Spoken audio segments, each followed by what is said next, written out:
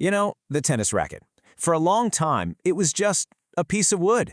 But today, it's this incredible piece of high-tech engineering, packed with advanced materials and even data sensors. So in this explainer, we're going to break down that amazing journey and see how every single innovation didn't just change the racket, it completely changed the game of tennis itself. And I mean, just look at the difference here. It is night and day. On the left, you've got your classic wooden racket from the 70s. It's heavy, and that head is a tiny 65 square inches. On the right, a modern beast, way lighter, made of space-age composites with a head size over 100 square inches. The whole story of how we got from point A to point B is all about solving one singular, fundamental problem in physics. So, what is this central dilemma? Well, it all boils down to the physics of hitting that perfect shot. It's this eternal trade-off, power versus control. If you engineer a racket to hit the ball harder, you're probably going to lose some precision. And if you design it for pinpoint accuracy, you usually have to give up some of that explosive power. Every single racket ever made is a compromise, a balancing act between these two forces. Okay, so to really understand the high-tech solutions we have today, we have to go back to the beginning. Let's talk about the age of wood, where the game was all about artistry and feel. These things were genuinely beautiful, laminated from different woods like ash and maple. They gave the top players this incredible feel for the ball, amazing control, if they could hit that tiny, unforgiving sweet spot every single time. For the average person, though, they were just weak, and if you mishit the ball even slightly, the point was pretty much over. This quote just captures it perfectly. The game wasn't about brute force, it was about finesse. You had to persuade the ball to go where you wanted. But even back then, engineers were already trying to figure out how to tip that balance in a big way. And that big shift came with the metal revolution. For the very first time, technology was about to bring some serious power to the masses.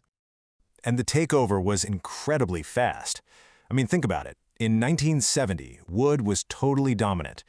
Just 6 years later, the first oversized aluminum racket shows up. By 1985, less than a decade after that, metal frames had completely taken over the sport. It was an absolute game changer. So what was the secret sauce? It all comes down to the trampoline effect.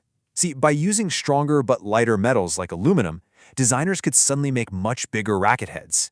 A bigger head means a bigger area of strings, which acts like a bigger, more powerful trampoline, just launching the ball off with way more speed. And the improvement this made was just huge.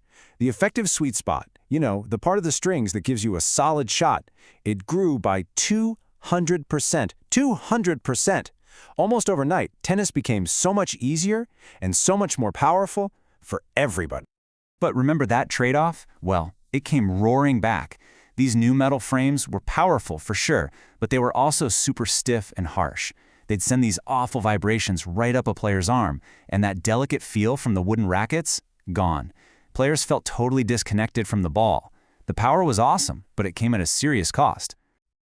So, the next big challenge was figuring out how to solve this vibration problem while keeping all that newfound power. And that brings us to the modern composite era, where material science lets engineers build the perfect frame, almost molecule by molecule. Instead of just one material, think of a modern racket like a chef's recipe.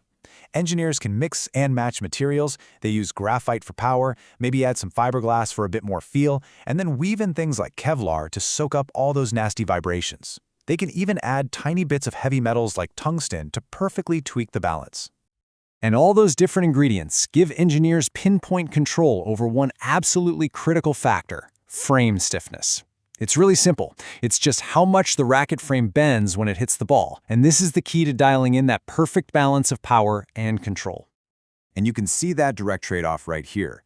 A more flexible frame, well, it bends more. It cradles the ball on the strings for a split second longer, which gives you more control and more comfort. A stiffer frame bends less, so it transfers energy right back into the ball. Bam! Explosive power. But you sacrifice comfort and you sacrifice control. So what this really means is that racket design went from being simple construction to super sophisticated engineering. For the first time, manufacturers could create a whole menu of rackets, literally baking in the exact performance someone needs, whether you're a huge power hitter from the baseline or a crafty player who likes to come to the net. Okay, so the frame itself is pretty much perfected. Where do you possibly go from there? Well, it's not about the materials anymore, it's about intelligence. The racket is evolving from just being a tool into a smart, data-collecting teammate. Which, is a fair question. What can a racket with a sensor in the handle actually tell you that you can't just feel when you hit the ball? Turns out, a whole lot. A smart racket can basically deconstruct your entire game with cold, hard data. It's measuring your swing speed, how much spin you're getting, and exactly where on the strings you're hitting the ball. It can even tell the difference between your forehand and your backhand, giving you an objective score for how powerful each shot is. And the process is just so powerful. First, the racket captures all that data. Then, an app on your phone crunches the numbers to find patterns you'd never notice, like maybe your backhand gets weaker in the third set, or you always miss hit your serve on a big point. Then, you and your coach can use that exact insight to get better. It's a data-driven feedback loop. This data-first approach really is the final stage in this evolution, right?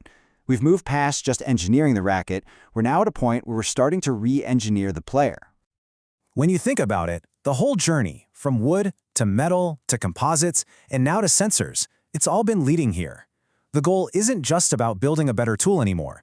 Now it's about using that tool's technology to build a better, more optimized athlete. And you can see the impact of this technological arms race all over the Pro Tour. Because of more powerful, spin-friendly rackets, rallies are getting shorter, serves are way faster, and the amount of topspin players use today is just off the charts. It's fundamentally changed the strategy of the game. Which really leaves us with one last big idea to think about. For 100 years, the goal was to perfect the racket. Now we're using that nearly perfected racket to perfect the player. So, as this fusion of data, design, and human ability continues, you really have to wonder, where does the technology end and where does the athlete begin?